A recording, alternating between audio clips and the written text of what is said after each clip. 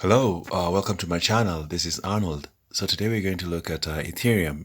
Just a little bit background information. Ethereum has for a long time now dominated the number 2 spot on cryptocurrencies ranking.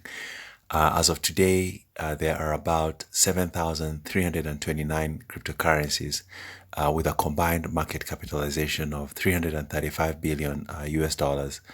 Bitcoin is the dominant cryptocurrency, occupying the number 1 spot with a market capitalization of 197 billion US dollars.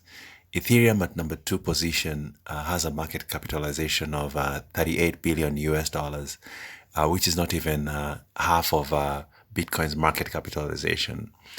Today, one Ethereum is 342 US dollars.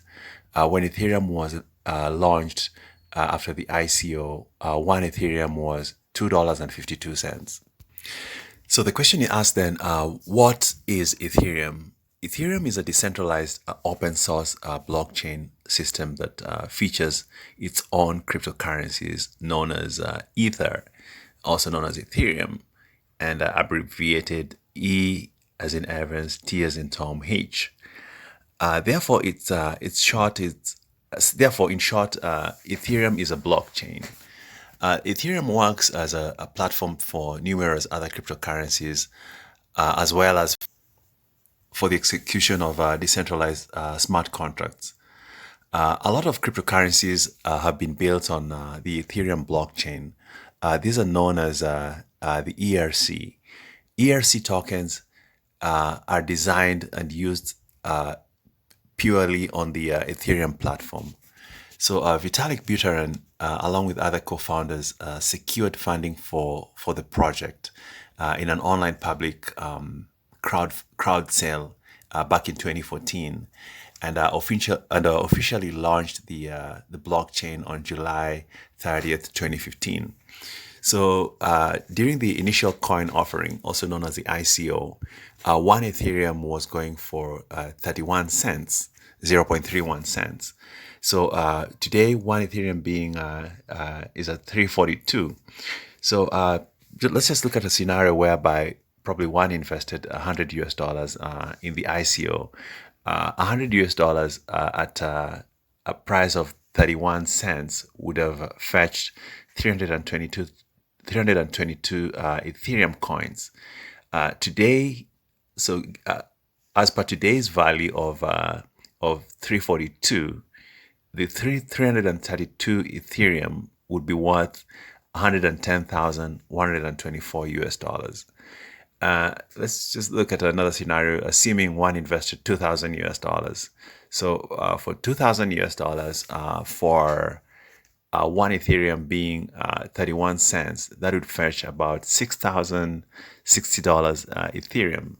So at today's value, 6,060 Ethereum would be worth 1.9 million US dollars.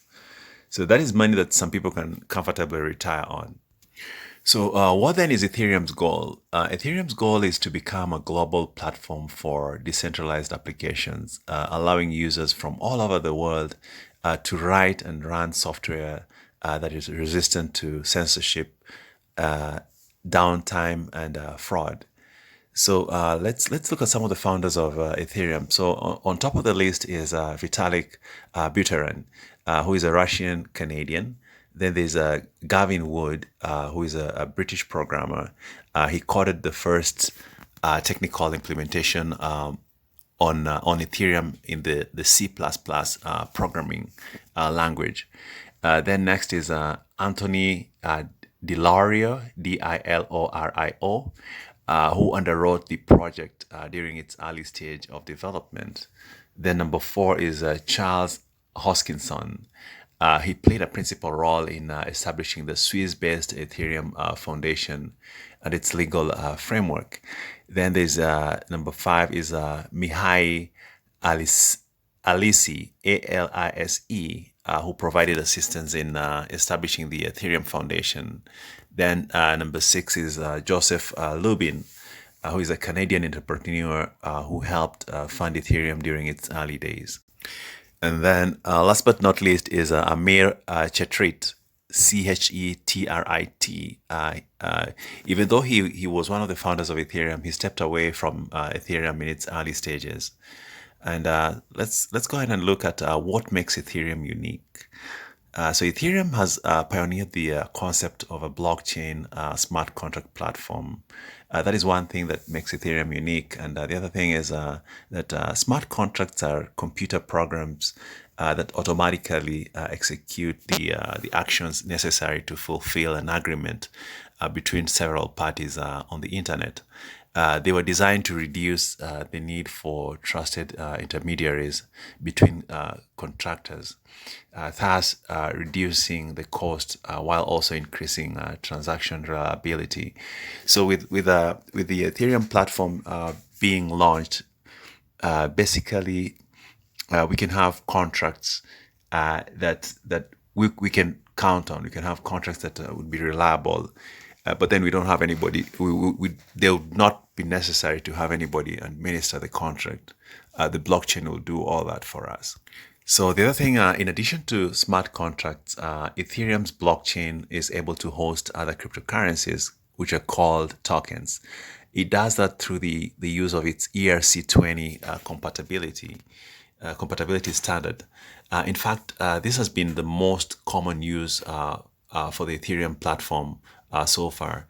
To date, more than 280,000 ERC20 compliant tokens have been issued on the Ethereum blockchain, and over 40 of these make the top 100 cryptocurrencies by market capitalization.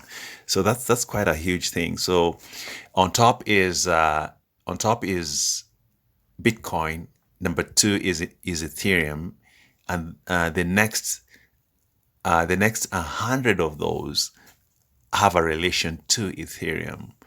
So you can say that if you bet on the other 100, then you're likely to come out on the top. If you look at the ranking of cryptocurrencies, normally the top 10 are good cryptocurrencies to hold. And here's a case whereby most of those on the top 10, top 100 have a relation to Ethereum. So some of those are the US Tether, Link, and Binance. One of the major differences between Ethereum and Bitcoin is that the supply of Ethereum is not limited, while that of Bitcoin is limited. Ethereum's developers justify this by not wanting to have a fixed security budget for the network. Ethereum's issuance rate is adjusted via a consensus that allows the network to maintain the minimum issuance needed for adequate security. So one thing with Bitcoin is that its supply is limited, and there's only so much number of Bitcoins that will be available. And once those are done, then that'll be it. But with Ethereum, the supply of the Ethereums that are out there is determined through consensus. Basically, a group of miners agreeing on whether more Ethereum should be issued or not. So that what I find interesting with that is that Ethereum has been going up in value quite steadily. We see that at ICO, one Ethereum was 31 cents, but today it's over $200. So it's been going up in value steadily. So one would argue that, all right, so if the supply is unlimited, then how is it able to maintain the value of 200 plus at the moment? But that goes to say that consensus is something that works, unlike Bitcoin, which is quite is quite much driven by demand and supply forces. Ethereum, yes, it's driven by demand and supply, but the thing behind it is consensus. That is also another plus against the regular kind of money that you have out there that are just printed. There's no consensus on whether it should be printed or not. A couple of people sit in a boardroom and decide, hey, let's print out more money, and they do it. So with that, we come to the end of this video. Thank you for your time. See you in the next video.